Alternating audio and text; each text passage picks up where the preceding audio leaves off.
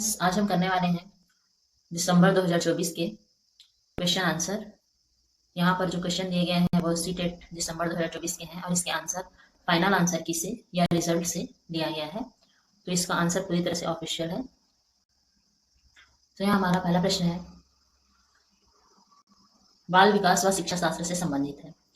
पहला प्रश्न है, महारत उन्मुखी शिक्षार्थी आमतौर पर सफलता का श्रेय खाली स्थान को देते हैं और असफलता को खाली स्थान का। यहाँ पर हमारे ऑप्शंस हैं, पहला योग्यता और अच्छी किस्मत, कार्य कठिनाई, दूसरा योग्यता और कोशिश खराब किस्मत, तीसरा योग्यता और अच्छी किस्मत निम्न योग्यता, चौथा योग्यता और कोशिश अपर्याप्त कोशिश। तो जैसे कि प्रश्न में ही साफ साफ स्पष्ट कर दिया गया है, यहाँ पर कौन से लर्नर की बात की जा रही है, तो महारत उन्मुखी शिक्षार्थी, मास्टरी ओरिएंटेड लर्नर। तो जो मास्टरी ओरिएंटेड लर्नर है यानी कि ऐसा लर्नर जो महारत उन्मुखी है, यानी कि वह हमेशा मास्टरी अचीव करने पर बिलीव करता है। मतलब वह हमेशा इस प्रयास में लगा रहता है कि वह जो भी सीख रहा है उसमें पूरी तरह से निपुण हो जाए, पूरी तरह से दक्ष हो जाए, या उसका वह ऐसी प्रवृत्ति लेके पढ़ाई करता है। तो जो विद्यार्थी इस तरह की प्रवृत्ति लेके पढ़ रहा है, सीख रहा है कि उसे मास्टरी हासिल हो, महारत हो जाए वो पढ़ने लिखने में, तो जाहिर सी बात है कि वह सिर्फ और सिर्फ अपने किस्मत पर भरोसा नहीं करेगा, वह अपनी मेहनत पर, अपने प्रयास पर भरोसा करेगा। तो जिस भी ऑप्शन में हमारे पास प्रयास है वह हमारा सही ऑप्शन होगा। तो प्रयास हमारे ऑप्शन 4 और ऑप्शन 2 में है। अब ऑप्शन 2 और ऑप्शन 4 में अगर हम खाली स्थान पर जमा कर देखें तो सफलता का श्रेय योग्यता और कोशिश को देते हैं, या तो सही है, लेकिन असफलता का श्रेय खराब किस्मत को ना देके वह अपनी अपर्याप्त कोशिश को देगा। क्योंकि मास्टरी ओरिएंटेड वाली प्रवृत्ति लेके पढ़ रहा है तो वह गुड लक बैड लक पर भरोसा नहीं करेगा, वह अपनी मेहनत पर भरोसा करेगा। तो यहाँ पर लक वाला ऑप्शन हमारा गलत होगा। तो हमारा सही ऑप्शन होगा ऑप्शन 4, योग्यता और कोशिश सफलता का श्रेय के लिए है और असफलता के लिए वह अपनी अपर्याप्त कोशिश को जिम्मेदार मानेगा। हमारा अगला प्रश्न है, निम्न में से कौन सा कथन विकास के समीप दूराभिमुख सिद्धांत का प्रतिनिधित्व करता है? Which of the following statement represent proximo distal principle of development? तो यहाँ पर पूछा गया है कि समीप दूराभिमुख सिद्धांत का प्रतिनिधित्व कौन करता है। तो ऑप्शन है, विकास बहुदिशात्मक और बहुआयामी होता है, अलग अलग संस्कृतियों में रहने वाले हम सकल जुड़वा अलग अलग दरों से विकसित हो सकते हैं, मोतियों को धागों में पिरोने से पहले बच्चे गेंद को पकड़ने की क्षमता विकसित करते हैं, बच्चों में खड़े होने से पहले बैठने की क्षमता का विकास होता है। तो यहाँ पर है प्रोक्सिमो डिस्टल प्रिंसिपल, समीप दूराभिमुख सिद्धांत, मतलब ऐसा सिद्धांत जिसमें बच्चा बारीक काम को करने से पहले एक जनरल काम को कर रहा है, स्पेसिफिक काम को करने से पहले एक जनरल काम को कर रहा है। तो यहाँ पर हमारा सही उत्तर होगा ऑप्शन सी, मतलब जो मोती को धागों में पिरोने का काम है वो महीन काम है, बारीक काम है, तो बच्चा उसमें बाद में जाएगा। और गेंद को पकड़ना ये इससे सिंपल काम है, इससे जनरल काम है, तो पहले वह इस काम को करेगा, पहले वह गेंद पकड़ने की क्षमता विकसित करेगा, उसके बाद वो मोती को धागे में पिरोने का काम करेगा। तो सही उत्तर होगा ऑप्शन 3। अगला प्रश्न है, according to Vygotsky children speak to themselves. Vygotsky के अनुसार बच्चे स्वयं से बात करते हैं। बच्चे स्वयं से क्यों बात करते हैं? ऑप्शन है, विचार और आत्मनियमन में सहायता के लिए, आत्म सुदृढ़ीकरण प्रदान करने के लिए जब वयस्क उन्हें अनदेखा कर रहे हैं, क्योंकि वे आत्म केंद्रित होते हैं, क्योंकि उनकी सोच अतार्किक होती है। तो बच्चे खुद से बात क्यों करते हैं और ये किसके अनुसार बताना है? वाइगोत्स्की के अनुसार बताना है। यहाँ पर कंफ्यूजन बच्चों में क्योंकि वो आत्म केंद्रित होते हैं को लेकर हो सकती है, लेकिन चूंकि यहाँ पर वाइगोत्स्की के अनुसार पूछा जा रहा है तो आत्म केंद्रित वाला उत्तर यहाँ पर सही नहीं होगा। यहाँ पर सही उत्तर होगा विचार और आत्मनियमन में सहायता के लिए, to aid thought and for self regulation. तो सही उत्तर होगा ऑप्शन 1। अगला प्रश्न है, challenges in social communications are evident in. सामाजिक संचार में चुनौतियां किसमें स्पष्ट होती हैं? ऑप्शंस है, ध्यान न्यूनता अतिक्रियाशीलता विकार में, मस्तिष्क पक्षाघात में, स्वलिंग क्रम विकार में, अधिगमात्मक विकलांगता में। तो सोशल कम्युनिकेशन के लिए कौन से जो विकार है उसमें चुनौतियां होती हैं? तो अगर हम बात करें कि हाइपर एक्टिविटी डिसऑर्डर, तो यहाँ पर चिल्ड्रन बहुत ज्यादा एक्टिव है। हाइपर एक्टिविटी मतलब वह कभी खाली नहीं बैठ रहा है, दिन भर कुछ न कुछ काम में लगा ही है। सेरिब्रल पैलिसी, मस्तिष्क पक्षाघात, मस्तिष्क पक्षाघात है अगर तो उसमें बहुत सारी परेशानी आएंगी, सिर्फ कम्युनिकेशन डिसऑर्डर वाली ही परेशानी नहीं आएगी। ऑटिज्म स्पेक्ट्रम डिसऑर्डर, तो जो ऑटिज्म वाले बच्चे होते हैं उनमें स्लो लर्निंग होती है, वे अपने इन्वायरमेंट से जल्दी से जुड़ नहीं पाते हैं, जल्दी से कम्युनिकेट नहीं कर पाते हैं। तो हमारा सही उत्तर होगा ऑप्शन 3, स्वलिंग क्रम विकार। अगला प्रश्न है, वाइगोत्स्की के सीखने और विकास के सिद्धांत के अनुसार निम्न में से कौन सा आलंबन का उदाहरण है? आलंबन मतलब स्कैफोल्डिंग, कौन सा स्कैफोल्डिंग का उदाहरण है? तो स्कैफोल्डिंग का अर्थ क्या होता है कि बच्चे को जहां पर जरूरत है वहां पर हम उसे सहायता प्रदान करते हैं। हम उसे हमेशा सहायता नहीं प्रदान कर रहे हैं, जहां पर जरूरत है वहीं पर सहायता प्रदान कर रहे हैं। तो इसे स्कैप फोल्डिंग कहा जाता है। स्कैप फोल्डिंग माने एक तरीके से सहारा देना। तो जहां पर जरूरत है वहां पर सहायता देना। ऑप्शन है किसी कार्य को छोटे चरणों में तोड़ना और आवश्यकता अनुसार सहायता प्रदान करना। अभिप्रेरणा के रूप में एक छात्र को उनके काम के लिए श्रेणी प्रदान करना। एक छात्र को पढ़ने का कार्य देना और उन्हें स्वतंत्र रूप से सवालों के जवाब देने के लिए कहना। एक छात्र को एक कौशल का प्रदर्शन करना और फिर उन्हें अपने दम पर इसमें महारत हासिल करने देना। तो यहाँ पर तो किसी भी तरीके से सहारा देने की बात नहीं हो रही, स्वतंत्र रूप से सवाल जवाब देना कह रहा है, तो ये ऑप्शन गलत हो जाएगा। कौशल का प्रदर्शन करना, फिर अपने दम पर महारत हासिल करना, यहाँ पर भी कहीं पर सहारा देने की बात नहीं हो रही है। अभिप्रेरणा के रूप में एक छात्र को उनके काम के लिए श्रेणी प्रदान करना, यहाँ पर भी सहायता देने की बात नहीं की जा रही है। तो हमारा सही उत्तर होगा ऑप्शन ए, आवश्यकता अनुसार सहायता प्रदान, प्रोवाइड सपोर्ट एज नीडेड। तो हमारा सही उत्तर होगा ऑप्शन ए। अगला प्रश्न है, dysgraphia is characterised by. Dysgraphia लेखन वैकल्य की विशेषता है। डिलेड मोटर स्किल, तो मोटर स्किल से संबंधित नहीं होता है।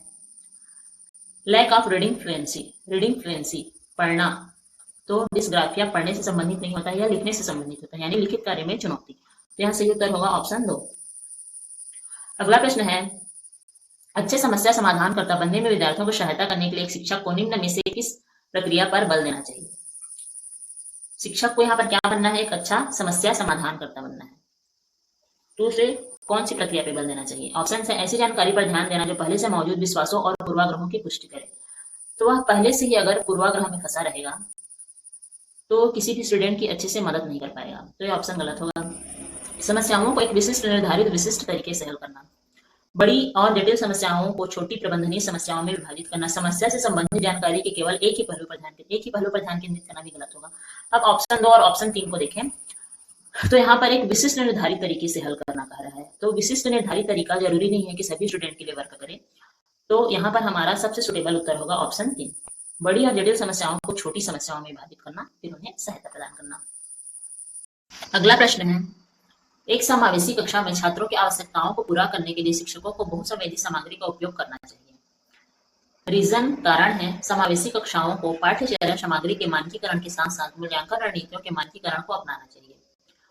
तो अगर हम देखें असर्सन को, एक समावेशी कक्षा में छात्रों की आवश्यकताओं को पूरा करने के लिए बहुसंवेदी सामग्री का उपयोग करना चाहिए। तो समावेशी कक्षा है यानी सभी तरह के विद्यार्थी पढ़ रहे हैं, तो उनके लिए बहुसंवेदी सामग्री का उपयोग करना चाहिए। यह कथन बिल्कुल सत्य है। अगला है, समावेशी कक्षाओं को पाठ्यचर्या सामग्री के मानकीकरण और मूल्यांकन रणनीति के मानकीकरण को अपनाना चाहिए। तो चूंकि समावेशी कक्षा है, तो अगर हम मानकीकरण कर रहे हैं पाठ्यचर्या सामग्री में भी और मूल्यांकन रणनीति में भी, तो यह समावेशी कक्षा के अनुरूप नहीं हो पाएगा। समावेशी कक्षा में हमें सभी छात्रों को ध्यान लेकर चलने की आवश्यकता है, तो इसीलिए यहाँ हमारा उत्तर होगा, असर्सन सही है लेकिन रीजन गलत है, तो ऑप्शन ए हमारा सही उत्तर होगा। अगला प्रश्न है, रचनावादी दृष्टिकोण से व्यक्ति पर्यावरणीय घटनाओं से निष्क्रिय रूप से प्रभावित होते हैं। व्यक्तियों को नए व्यवहार सीखने के लिए अनुकूलित किया जाता है। सीखना वर्तमान समझ का विस्तार और परिवर्तन है। सीखना बस हमारे दिमाग की कोरी स्लेट पर समूह को लिखना है। रचनावादी यानी कि किसी न किसी तरीके से एक्शन हो रहा है, रचना पूर्ण कार्य हो रहा है। तो पैसिव तो नहीं होगा, यहाँ पर एक्टिव होने की बात की जा रही है। अनुकूलित किया जा रहा है, तो यह भी एक तरीके से पैसिव का ही फॉर्म है, मतलब वहां पर आपको अनुकूलित किया जा रहा है, एक्टिव कार्य नहीं करने दिया जा रहा है। फिर है, सीखना वर्तमान समझ का विस्तार और परिवर्तन है, विस्तार भी है और परिवर्तन भी है, तो यह हमारा ऑप्शन सही होगा। अगला प्रश्न है, असर्सन प्रभावी शिक्षक खुद को शिक्षार्थियों के दैनिक जीवन और उनकी सामाजिक सांस्कृतिक पृष्ठभूमि से परिचित कराते हैं।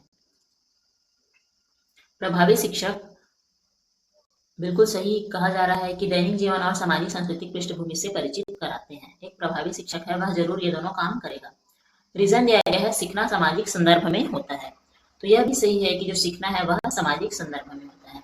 तो चूंकि सीखना एक सामाजिक संदर्भ में होता है, इसीलिए जो शिक्षक है वह छात्रों को सामाजिक सांस्कृतिक पृष्ठभूमि से परिचित कराते हैं।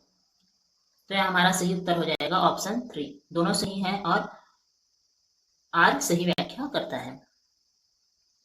अगला प्रश्न है,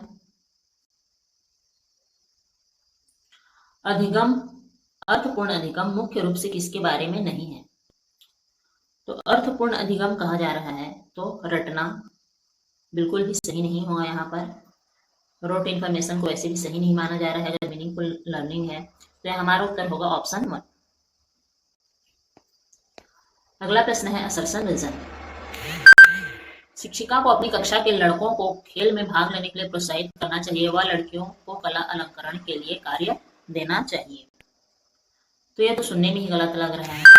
यहाँ पर किसी भी तरीके से जेंडर में भेदभाव नहीं करना चाहिए कि लड़के को खेल में भाग दो, लड़कियों को कला अलंकरण में भाग दो। बच्चे मुख्य रूप से अंतर्निहित जैविक भिन्नताओं के कारण जेंडर भूमिकाएं ग्रहण करते हैं। यह भी गलत है कि जैविक भिन्नता के आधार पर आप उन्हें अलग अलग कार्य सिखाओ कि उनमें अलग अलग गुण हैं। तो यहाँ पर दोनों ही ऑप्शन गलत हैं, तो ऑप्शन 2 हमारा सही उत्तर होगा। अगला प्रश्न है, गति संवेदी शिक्षार्थी खाली स्थान के माध्यम से सीखना पसंद करते हैं। गति संवेदी शिक्षार्थी, तो गति संवेदी शिक्षार्थी गति से संबंधित है, यानी कि वह करके और चलने फिरने से सीखना पसंद करेंगे। तो सही उत्तर होगा ऑप्शन 3। अगला है, हावर्ड गार्डनर के अनुसार एक वैज्ञानिक खाली स्थान बुद्धि का उच्च प्रदर्शन करेगा जबकि एक मूर्तिकार में खाली स्थान बुद्धि की उच्च बुद्धिमत्ता होगी। ऑप्शन है प्रकृतिवादी, स्थानिक ट्रांसडक्टिव, स्थानिक तार्किक, गणितीय गति संवेदी, स्थानिक गति संवेदी। तो जो वैज्ञानिक है वह लॉजिकल मेथड करेगा, तार्किक करेगा, और जो मूर्तिकार है वह गति संवेदी करेगा। जैसे कि ऊपर के ऑप्शन में भी हमने ये वाला देखा, गति संवेदी वाला। ऊपर का जो प्रश्न है यहाँ पर देखिए, गति संवेदी शिक्षार्थी करके और चलने फिरने, यानी कि करके। तो जो मूर्तिकार है वो गति संवेदी रहेगा, वो करके करेगा। तो हम ऊपर के क्वेश्चन को भी रेफरेंस में ले सकते हैं और इसके सही आंसर तक पहुंच सकते हैं कि जो मूर्तिकार है वो काम करेगा, यानी कि गति संवेदी वाला करेगा। तो हम ऊपर के प्रश्न के हिसाब से ही यहाँ पर सही उत्तर में पहुंच सकते हैं। तो ऑप्शन 3 यहाँ पर सही उत्तर होगा। अगला प्रश्न है, समावेशन को बढ़ावा देने के लिए क्या क्या आवश्यक है? समावेशन यानी इंक्लूजन, इंक्लूजन को बढ़ाने के लिए क्या क्या आवश्यक है? ऑप्शन है लचीला पाठ्यक्रम, सहयोगात्मक अधिगम, पृथक्करण और नामीकरण, गम्य इमारतें। तो समावेशन को बढ़ाना है तो लचीला पाठ्यक्रम होना ही चाहिए, यानी ऑप्शन 1 होगा। सहयोगात्मक अधिगम, यह भी सही है, सहयोगात्मक अधिगम भी होना चाहिए। पृथक्करण और लेबलिंग, तो बांटना और उन्हें लेबल करना, यह एक निगेटिव पॉइंट है, यह नहीं होना चाहिए। गम्य इमारतें और बिल्डिंग ब्लॉक्स को असेसेबल करना, यह भी होना चाहिए। यानी कि सही उत्तर होगा 1, 2 और 4। तो 1, 2 और 4 हमारा ऑप्शन 4 में है, तो सही उत्तर होगा ऑप्शन 4। अगला प्रश्न है, बच्चे जब खाली स्थान अनुभव करते हैं तो बेहतर रूप से सीखते हैं। बच्चे क्या अनुभव करेंगे कि वह बेहतर रूप से सीखेंगे? ऑप्शन से गतिविधि के दौरान निम्न स्तर की सतर्कता, सीखने के लिए मध्यम स्तर का उत्साह, प्रदर्शित करने के लिए उच्च स्तर पर चिंता, अधिगम व्यवस्था। तो व्यवस्था वैसे भी निगेटिव पॉइंट है, नहीं होगा। निम्न स्तर की सतर्कता, यह भी निगेटिव पॉइंट है, उसे उच्च स्तर की सतर्कता होनी चाहिए। उच्च स्तर पर चिंता, चिंता भी निगेटिव पॉइंट है, तो यह भी नहीं होगा। तो सही उत्तर है सीखने के लिए मध्यम स्तर का उत्साह।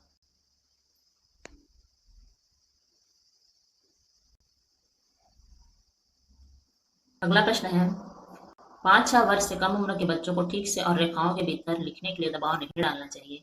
रीजन है, बच्चे 5-6 साल के बाद गति कौशल बेहतर नियंत्रण प्राप्त करते हैं। तो यहाँ पर दोनों ही ऑप्शन सही हैं। छोटे बच्चों पर किसी भी तरीका का दबाव नहीं डालना चाहिए। क्यों नहीं दबाव डालना चाहिए? क्योंकि 6 साल के बाद ही उनमें बेहतर नियंत्रण होता है, तो इसीलिए 6 साल से पहले दबाव नहीं डालना चाहिए। तो दोनों ही सही है और ये सही व्याख्या करता है, तो सही उत्तर होगा ऑप्शन 3।